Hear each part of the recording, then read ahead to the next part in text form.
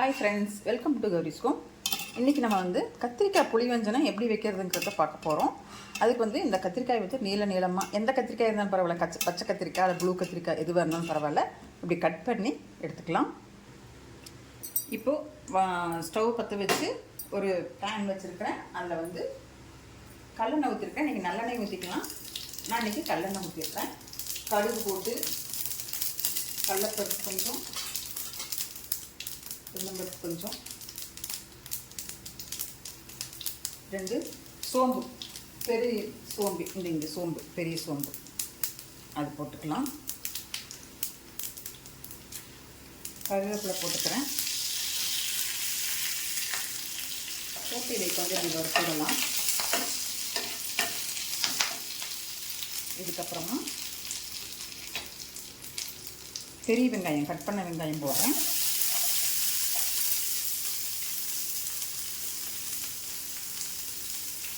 அதையும் போட்டு நல்லா வதக்குவோம். இதில் ஒரு 5 பல் பூண்டு நல்லா நச்சு போட்டுக்கலாம். இதையும் போட்டுக்கலாம், போட்டு வதக்கணும்.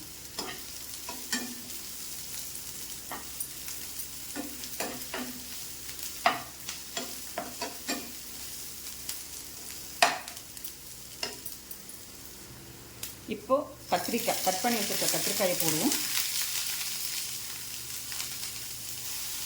இந்த கத்திரிக்காயை நல்லா சுருளாக வதக்கணும். அப்படியேவும் நல்லா சுருங்கிடணும், அந்த அளவுக்கு வதக்கணும்.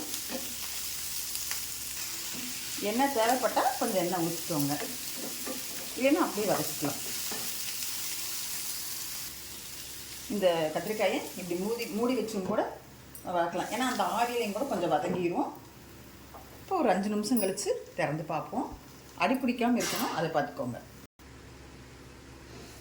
இப்போ எப்படி வந்திருக்குதுன்னு பார்ப்போம். நான் ஒரு 2 தடவை எடுத்து கிண்டி விட்டுட்டேன். அதேமாதிரி நீங்களும் பண்ணிக்கோங்க. இப்போ கத்திரிக்காய் சுருளாக வதக்கணும்னு சொன்னேன் இல்லையா? இப்போது கத்திரிக்காய் எப்படி ஆயிருக்குதுன்னு பார்ப்போம். பாருங்க, கத்திரிக்காய் இங்கே பாருங்க, அப்படியே அமுத்தினோம்னா கீழே விழுந்துருச்சு, சாரி. இப்போ கத்திரிக்காய் அமுத்தினோம்னா கத்திரிக்காய் இந்த மாதிரி அமுங்குது. அப்போ வெந்திருக்குது, கொஞ்சம் அந்த ஆவிலேயே வெந்திருக்குது. இப்போ நம்ம இது கூட தக்காளியை போட்டுக்கலாம். தக்காளியை போட்டு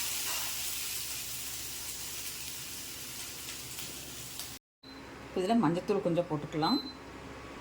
கொஞ்சம் உப்பு போட்டுக்கிறேன். கொஞ்சம் தனி மிளகாத்தூள் வீட்டிலையே ரெடி பண்ணது, 1 ஸ்பூன் வீட்டில் ரெடி பண்ணின சாம்பார் பொடி போட்டுக்கிறேன். பத்தலைனா போட்டுக்கலாம். இப்போ இதை நல்லா கொஞ்சம் பரட்டி விட்டுக்கலாம்.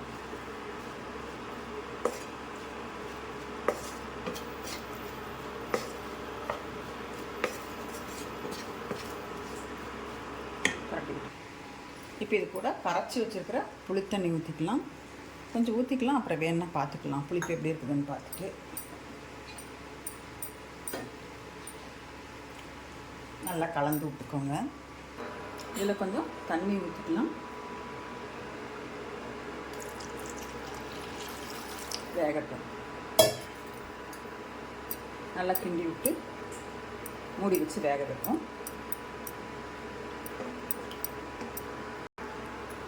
திறந்து பார்த்துக்கோங்க அடிக்கடி, இல்லைன்னா அடி பிடிச்சிடும். உப்பு காரமெல்லாம் பார்த்துக்கோங்க. இப்போ கத்திரிக்காய் புளிவஞ்சனம் எப்படி ஆயிருக்குதுன்னு பார்ப்போம். பாருங்கள், அப்படியே கெட்டியாகிடுச்சு. புளி வெஞ்சனம் அப்படியே கொஞ்சம் அந்த குழம்பும் லைட்டாக இருக்குது. இது அப்படியே நீங்கள் சாப்பாட்டில் போட்டு பெரட்டி சாப்பிட்டிங்கன்னா செம்மையாக இருக்கும். தயிர் சாப்பாட்டுக்கெல்லாம் வச்சுட்டிங்கன்னா அவ்வளோ நல்லாயிருக்கும். சாம்பாருக்கு, பருப்புக்கெல்லாம் செம டேஸ்ட்டாக இருக்கும். பருப்புக்கெல்லாம் மேட்சிங்காக இருக்கும் சாப்பிட்றதுக்கு. இப்போ இது கூட கொஞ்சம் நல்லெண்ணெய் ஊற்றிக்கலாம். நல்லெண்ணெய் ஊற்றிடலாம், நல்லா டேஸ்ட்டு கொடுக்கும். அதுக்காகத்தான். இப்போது நல்லெண்ணெய் ஊற்றி நல்லா பெரட்டுவோம். 2 பெரட்டுவோம். செம்ம டேஸ்ட்டாக இருக்குங்க. நீங்களும் இதே மாதிரி செஞ்சு பார்த்துட்டு எப்படி இருக்குன்னு சொல்லி எனக்கு கமெண்ட் பண்ணி சொல்லுங்கள். இந்த வீடியோ பிடிச்சிருந்தா லைக் பண்ணுங்கள், ஷேர் பண்ணுங்கள். அப்படி கௌரிஸ்கோம் சேனலை சப்ஸ்கிரைப் பண்ணிவிட்டு பாருங்கள்.